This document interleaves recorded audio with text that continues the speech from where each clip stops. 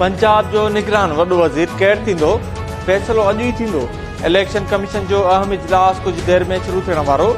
Chief election commissioner जी सदारत हेठि थींदड़ इजलास में पंजाब जे निगरान वॾे वज़ीर लाइ पार्लियामानी कमेटी पारां मोकिलियल नालनि में अहमद नवाज़ सुखेरा, नवीद अकरम चीमा, अहद चीमा ऐं मोहसिन नकवी जे नालनि ते गौर कयो वेंदो।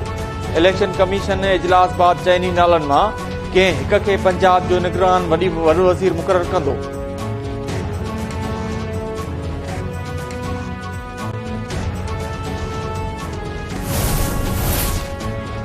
सीनियर सियासतदाननि मुल्क ते वधंदड़ कर्ज़ ते गणती ज़ाहिर करे छॾी। अॻूणे वज़ीर आज़म शाहिद खक़न अब्बासी चयो आहे त आइन खे तस्लीम करण खां सवाइ मसइला हल न थींदा। ग़लतियुनि खे दुरुस्त करे ॾुखिया फ़ैसिला करे मुल्क में इस्तेहकाम पैदा करणो पवंदो। मिफ्ता इस्माइल चयो त मुल्की मुआशी सूरतहाल ख़राब आहे। मुल्क जो कर्ज़ वधी 51,000 अरब रुपयनि ताईं पहुची वियो आहे। अवाम सां गॾु सूबनि ऐं ज़िलनि जे बि हक़ ॾियण जो वक़्तु अची वियो आहे। लश्करी रहिसाणी चयो त बलूचिस्तान जा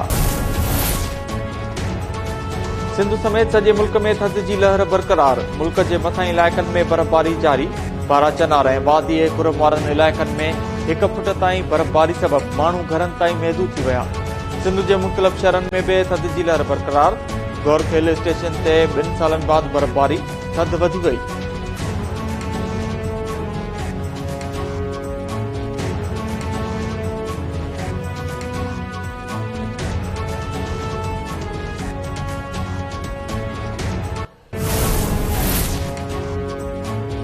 कराची जे बोर्ड बेसन वारे इलाइक़े में बीच व्यू पार्क वेझो मुबैना पुलिस मुक़ाबिलो। 2 जवाबदार ज़ख़्मी हालत में गिरफ़्तार, हथियार ऐं मोटरसाइकिल हथ।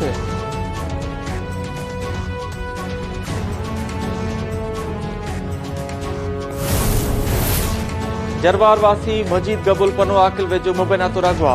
वारसनि जो चवणु आहे त मजीद गबूल गाजी शाह जे मेले तां वापसि अची रहियो हो त हथियारबंद खेसि अगवा करे विया।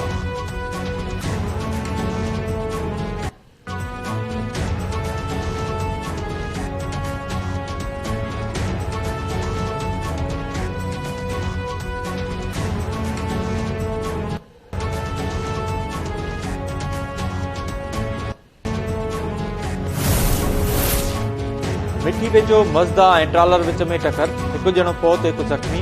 फौतीअ जो मड़ ऐं ज़ख़्मी अस्पताल मुंतक़िल।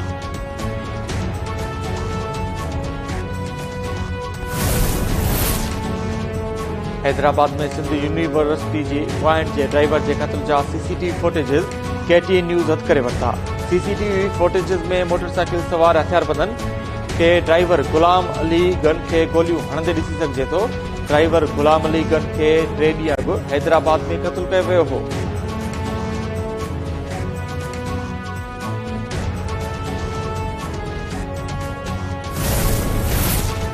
केरपुर में बदामनी ते ज़ाब्तो न आयो। हथियारबंद जनरल स्टोर मां रोक रक़म ऐं मोबाइल फोन फुर करे फरार। KTN न्यूज़ वाक़े जा CCTV फुटेजिस हथ करे वरिता। फुटेजिस में हथियारबंदनि खे जनरल स्टोर मां फुर कंदे ॾिसी सघिजे थो। वापारियुनि ऐं शहरियुनि पारां फुरथियल सामान वापसि कराइण जी घुर।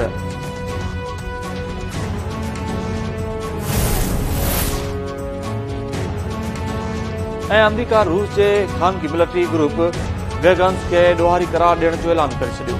अमेरिकी क़ौमी सलामती काउंसिल जे तर्जुमान जॉन किर्बी चयो आहे त अमेरिका में रूसी ख़ानगी मिलिट्री ग्रुप जा असासा मंजमंद कया विया आहिनि। ग्रुप जी ॾेती लेती ते पाबंदी लॻाई वई आहे।